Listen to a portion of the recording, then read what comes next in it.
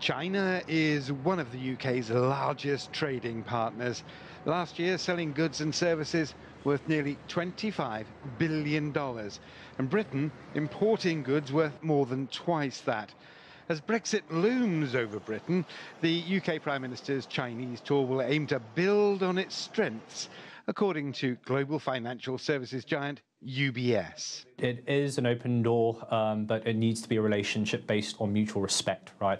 And I think mutual respect is there, and Beijing is well aware of the difficulties and the challenges that Britain's facing. Pursuing new trade deals with Beijing on her first official visit to China, Theresa May could find a warm reception. After all, Chinese investments in Britain last year more than doubled to over $20 billion, according to a report from law firm Baker McKenzie. One of China's biggest single global investments is Hinkley Point in the UK's West Country, the first new nuclear power station to be built in Britain in a generation. During roundtable talks, China will likely turn an eye to the City of London, the UK's premier financial centre, with possible talk of new cross-border investment channels, a stock connect to Shanghai involving the UK. And then there's China's Belt and Road Initiative, a $1 trillion new Silk Road involving infrastructure projects in scores of countries.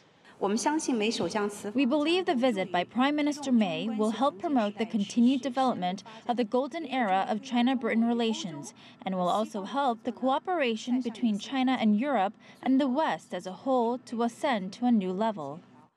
A golden era in relations between the UK and China was a phrase first coined by President Xi Jinping on a state visit to Britain 2 years ago.